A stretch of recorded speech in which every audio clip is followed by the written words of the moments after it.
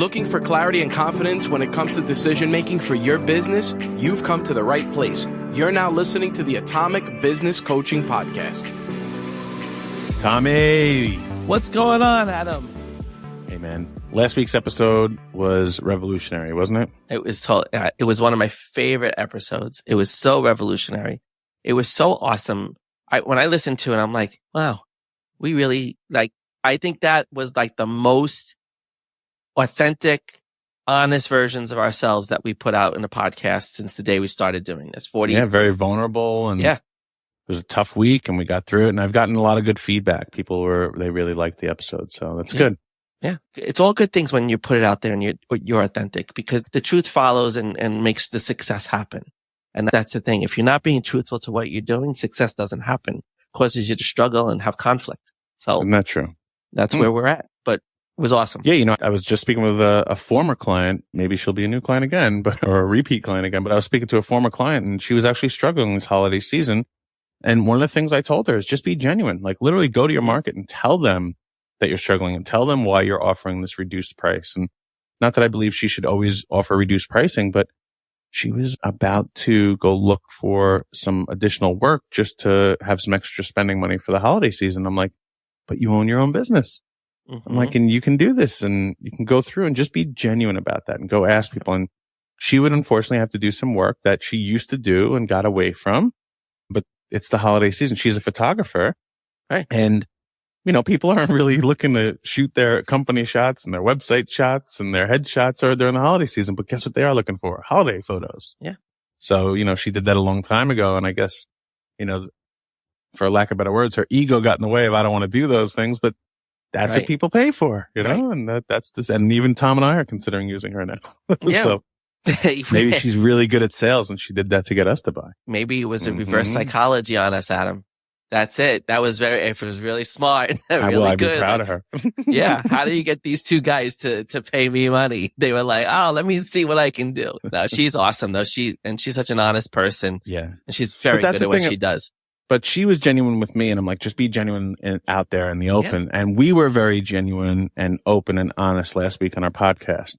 It wasn't tactical. It wasn't like, hey, we're going to try to help people understand this thing. But what we talked about on that podcast was purple collar professionals. And although people really liked the episode, we got a lot of feedback saying, what the heck is a purple collar professional?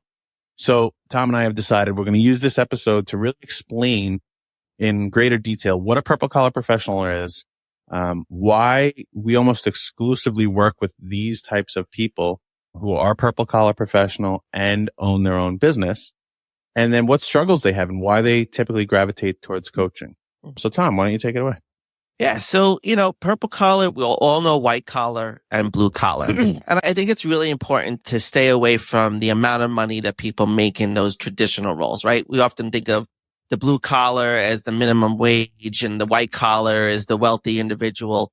But we're not talking about wealth here. We are talking about how they do their jobs, right? So when you think about a blue collar worker, it's someone who is that laborer who's working hands on in some capacity with a client, a customer, a piece of cement, whatever it may be, a wood, using your hands to help someone or to be involved in the every bit of what the interaction is with whatever it is that you do. So if you work with clients, you're talking to the clients and you're thinking and you're making decisions and you're doing all those things. And a white collar person is more of I like to think of it as back office operations, right? It's the back office stuff. It's the ordering of supplies. It's the managing of the contracts. It's the reviewing of the contracts. It's the negotiating the deals and all of that stuff. So, I think it's really when we just differentiate first blue collar versus white collar, I hope people are clear on that. Anything you want to add to that, Adam, that I may have missed? Well, I don't know that you missed it. It's just really having an understanding of really what blue collar and white collar differences are, right? And blue collar is more labor, right? Doesn't necessarily mean to be manual labor where, there was some guy, I don't know who said this quote. They're like, I have the kind of job where you take a shower after work, not before work. Oh, that's an interesting way. Collar. Yeah, because, you're sweating and getting dirty and you got to take a shower after. Or a white collar, you take a shower before. put your suit on, tie on, and go to work. So it was a good way to think of it. That's a great way to think. I never thought about it that way. Right? Very interesting. And that is a lot of the people who are purple collar, they do have to put labor out there. They're not necessarily always getting their hands dirty and doing that, but they have to put labor out. They have to actually do things. They have to spend time with clients, or they have to spend time on job sites, or they have to use tools or get their hands dirty or show up to places with physicality. And there's a lot of physicality, whether that means you're speaking to somebody or you're using your hands or doing labor. Okay. White collar typically is more cognitive. It's more using your business acumen, using more of your mind and analytics, using a computer, right? And making sure you're doing reports. But most of the white collar work doesn't really involve doing any physical type thing or laborious type stuff. Correct? Yeah, I would agree with you. How many times a day does a purple collar take a shower? Is that a fair question? Twice, I guess, right? I guess twice. When they go to work and when they come home before. Yeah. And that's how that purple collar is defined, is your role is doing both. You have to do the analytics and use the computer and do all those things, doing reporting, using your education, your experience, your license, your certifications to have that professionalism to do that white collar side. But then once that's done, it typically leads to you then having to go do the blue collar side and having to do the production and do the labor and do all of these things. So the purple collar is a blend of somebody that has to have both of those roles inside of their profession. And we specialize in people that are working in an industry that is purple collar, and now they own a business. Right. Okay. So they're doing white collar, they're doing purple collar, and now they have to run a business. So why don't we talk about having all this work, Tom, all these different things? Yeah. So, I mean, I think there's one of the things that's really hard about this is sometimes you don't know which direction you're headed. And I think that's one of the challenges that a lot of purple collar individuals experience is they're not sure, that they've got to do the labor, they've got to do the white collar, but they've also got to run the business. And it becomes all convoluted. Like we were talking to a prospective client this morning. He's in construction. He's got a project foreman and a project manager, and he's got laborers, but he struggles with the running of the business side because he was a blue collar worker to start when he started his business. Right. So it's really hard for him to run the actual operations and do the analytics of the business and understand where everything is from a cash flow perspective and all of that, because that is not how he originally started to work. It was something that morphed into him running his business. And I think a lot of purple collar individuals don't realize that they're purple collar. Correct. And that's the big thing. Like when you think about, all right, what's a purple collar? Well, let's see. As a coach, I would consider myself a purple collar individual. As a physician assistant, when I was practicing medicine, yeah, I would say I was purple collar because there was the labor side, there was the thinking side, and then it was being involved in some of the business operations with some of my bosses. But yeah, I mean, there's all of that stuff, but where you sit sometimes, and this is why doctors are typically not good at running their practices, because they're really good at the labor piece of taking care of people and the thinking piece and the cognitive function, but they're not great businessmen because they don't always know what to do. So are they purple collar? And I would say, yes, they are purple collar.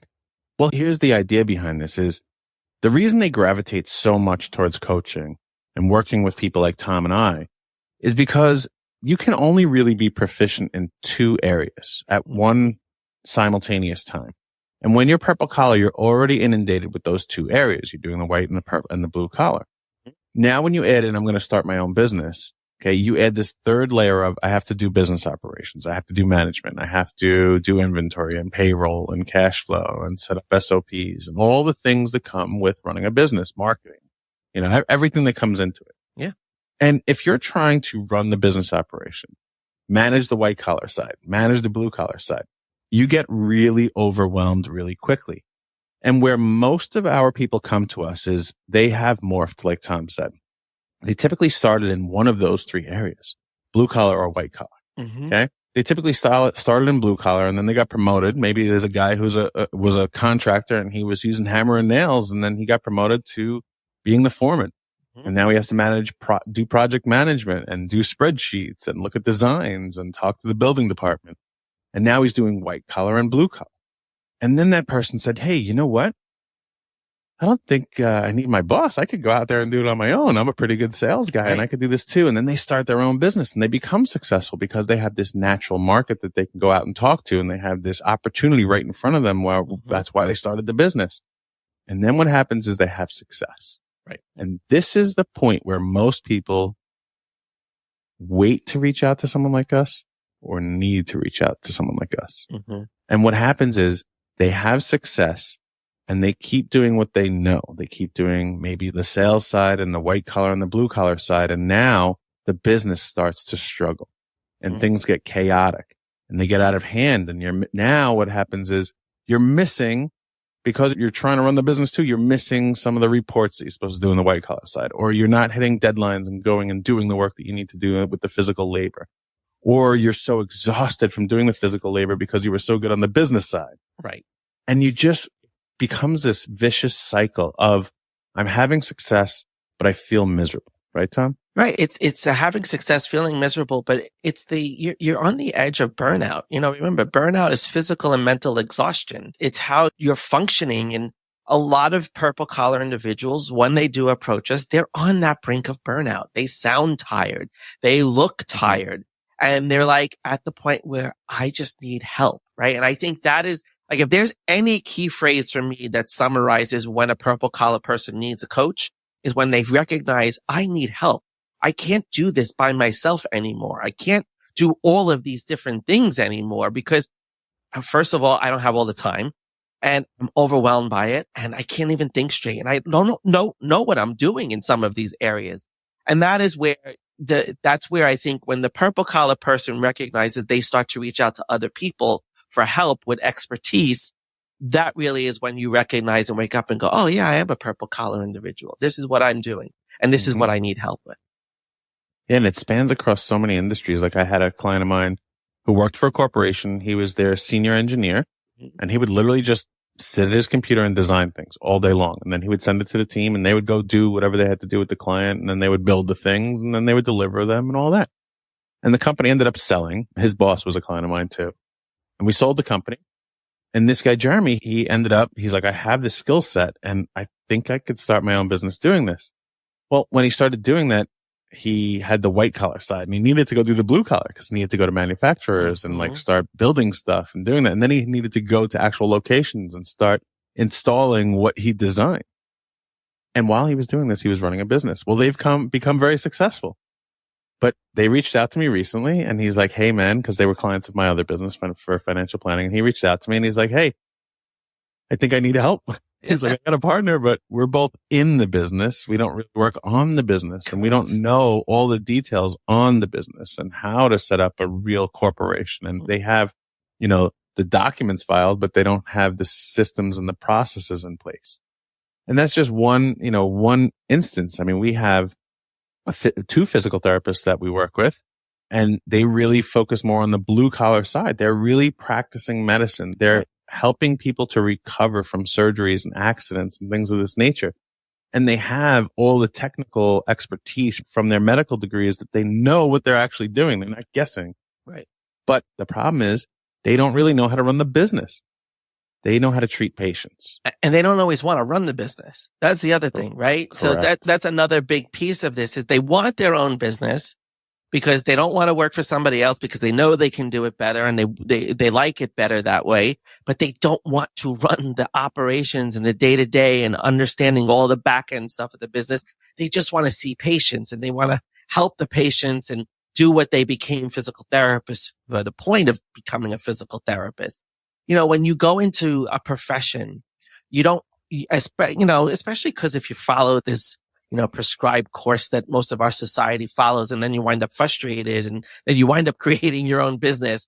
But you go into these prescribed roles and you don't always think about what the future is really going to hold for you in that role. You don't think about one day I might be running this business myself and what are the skills and the things that I need, because everything that you learn, you learn on the job at times. And that's what a lot of purple collar people are doing. They're learning the operations of the business on the job as they do it and make mistakes, right? Like the client earlier today was struggling to keep all his money in one place because was moving everywhere else because he wasn't managing it the way he wanted to. And then managing people. No one wants to manage people too. They want to just do the work, and they just expect people to do their jobs. And that's one of the things that you and I work with a lot of our clients on is how to manage your people so that you can get the most productivity out of them. But if you don't have that skill set or you don't have that knowledge, it's really hard and creates more of a struggle and overwhelms you even more. And that's when you need the help in managing that part of the process. Yeah. And we have a client we work with, and they own a restoration company, and there's water, fire, or mold damage in someone's house. They come and clean it up. And he was the blue collar guy. He was in the house cleaning everything up. And as we built up this business, he realized that was the one area he did not want to do anymore. He didn't want to get dirty. He wanted to take a shower before work, not after work. Yeah, exactly. and the thing is, like, well, these are the things that Tom and I focus on is we really identify with people. Okay, what do you want to do? And where are your talents? And where are your skill sets? And this gentleman is actually a very good manager. He's a good human being. He talks to people normally, like they're your brother or sister. And he's just a nice person. And he's actually very good at sales too.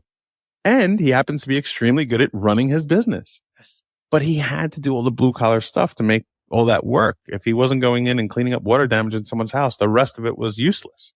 Right. So we had to evolve him into, here's how you're going to bring people on to do that work. And here's how you're going to hire someone to actually manage them now. And he has his own project manager, or what does he call him now? Not a project manager, something else. He's a foreman of some kind. Some kind of a foreman. It's like a crew chief or whatever it is. Yeah. That runs these different crews, and he just manages the chiefs. Right. And it's a beautiful thing, and they're super successful. I mean, I don't want to say numbers, but they've done really well, far beyond what we thought they could do, because we worked with them. And we started to identify what are the areas you actually want to be in? Where are your talents? Why are you doing all of this stuff? What's the purpose of it? And that's really where our coaching, specifically our program called Find New Direction, that's really how we help people out, is we get down to the core of each one of these questions, the who, what, where, when, why, so we can tell you how. Right. Exactly. That's really what we're doing, is figuring these things out. And I got to tell you, when you take a purple collar person and you show them that they don't have to do it all on their own, the sense of relief, and we do most of our meetings on Zoom, some of them in person, when you see the burden literally lift off their shoulders, they're like, wait a minute, I can do this and this is acceptable, because they feel like it's all on them. Right. But they forgot they're running a business. They're not just a purple collar professional anymore. Yeah. It is a huge relief. And that's what we saw with this, especially with this couple that runs the restoration company. They were trying to do it all.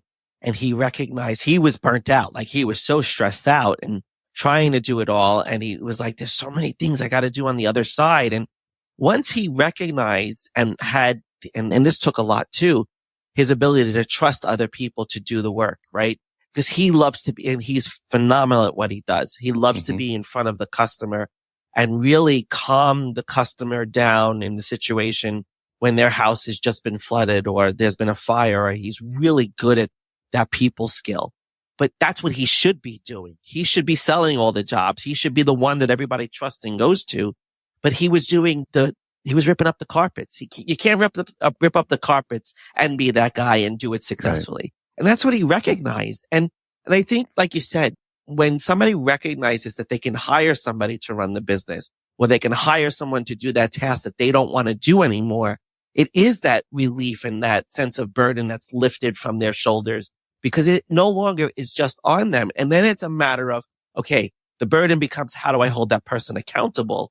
And that's what we teach people to do, is how you hold people accountable. But if you don't have the direction for where you're going, why you're doing what you're doing, it's hard to fill in all those pieces. And like you said, that's one of the things we really help to clarify people with Find New Direction. Yeah. And it's not only that transition. It's not only a transition where I'm going to let go of the blue collar stuff, because like we have another photographer that we work with, and, she really, all she wants to do is take the photography. She loves being the practitioner. She doesn't want to run this big giant company. And she recognized that, hey, I want someone else to run my business. And she's in the process of looking for a CEO and CFO style person to run it. But in the interim, as she grows, she started delegating a lot of that work to outside vendors or using certain technology and systems. And there are ways that you can really say, well, here's what I love doing. As a purple collar worker, you have to do both sides. Mm-hmm. As a purple collar business owner, you have to do all three, the business, the white collar, and the blue collar. But when you start to have some understanding of what you want to do, you get the freedom where you can delegate these things, and any of those three things, maybe all of those three things, maybe some of each one, maybe all of one. And that's what our coaching does, is really identify like, hey, you've built something here that has value. Right. It generates revenue. It makes you happy. You feel fulfilled, and you're an expert. And that's what the thing is with purple collar workers. They are experts. Correct. Right? They didn't just figure out last week and take a 40-hour course and now they're doing some stuff. They are experts. And that's the thing, is they have a tough time as a business owner allowing any non-expert in, or thinking, because now they had the ability to create their own company, that anybody is at their level. And when we slowly start to say, all right, here are the areas that we can offload. And we have some clients that still want to do all three, just not all of it. They have assistance in all three of those areas. Right. So these are the struggles that typically these purple collar professionals go through. The solutions that we provide is giving them their life back, because that's what they typically have sacrificed. They've sacrificed all of their free time because they were already spending 60 to 80 hours on the blue collar and white collar to make them purple. Now they're spending another 20, 30 actually operating the business. I mean, we have them come and they're working, till midnight and getting up at 5 a.m. and all weekend long working. We give them their life back. We give them their happiness back. They were in such a good place when they finally went out on their own. They're like, I'm doing this. And then they were even in an even better place when people actually started using them for their services. But then success was their enemy, because the more success they had, the more they had to do. And they just became this miserable, almost resentful of success. And that's not how it should feel. So we give them back their happiness and their freedom. We allow them to choose, or we don't allow them. We allow them to understand they have the freedom to choose what they're going to do. Right. And this is the struggle that we see with so many people in this purple collar professional world, is they feel like they have no choice. And we're giving them that choice back and showing them the way that they can make these choices now. Yeah, it's really, when you give somebody back their choices, it's freedom. I mean, when you have the freedom to make the choice, that is true freedom. Okay. And, you said something before too about like, there's so many people in these types of roles. And what I don't think a lot of people really understand is that this is probably one of the most prevalent collars of workers and people that we have ever had in our time. Right? I mean, when we went in the 50s, it was the blue collar. It was the age of the blue collar, and with the factory workers and all of that. And then the white collar classes got bigger as more automation came into the factories and things like that. But now if you're doing more of the technical stuff that we're talking about, if you have a license, and every single person that we work with has some kind of license in that technical area that they work in. And I think that's something really important to put out there, is you're typically a licensed person in a technical skill or area. And that's what brings you into the purple collar world when you become that business owner and you're doing the white collar and the technical. But this is such a prevalent class of people, of professionals, that, and especially since COVID, the number of people running their own businesses who have licenses and have those skills, that's on the rise. And more people are going to need this. And you're going to recognize more people out there after this conversation that Adam and I have just had, is that, wow, there are so many purple collar workers out there. This is really such a prevalent topic and such a prevalent issue. Yeah. And it's not just that it's prevalent, it's a necessity. So as Tom said, automation kind of removed out a lot of the factory workers. And now what you see is a lot of AI is able to remove out a lot of the white collar workers. Yes. This job is future proof. Okay.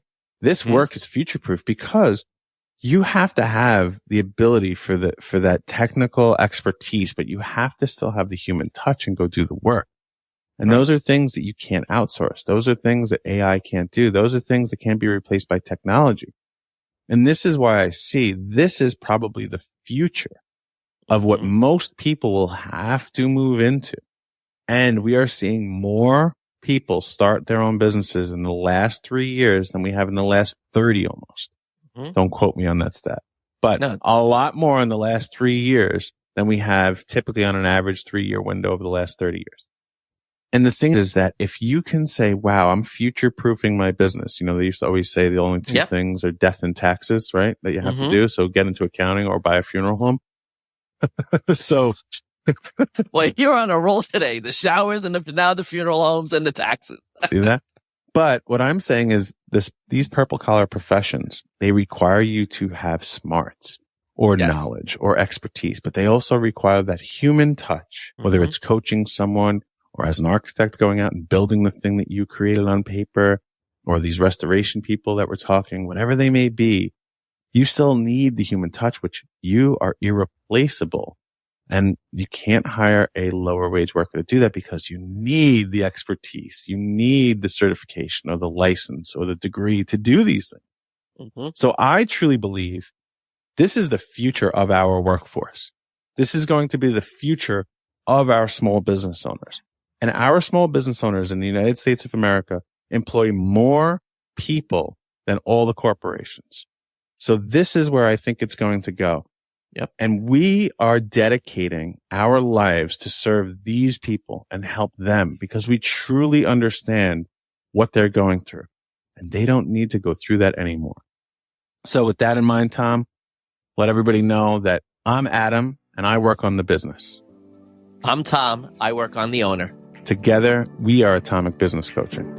And we're in the business of helping owners.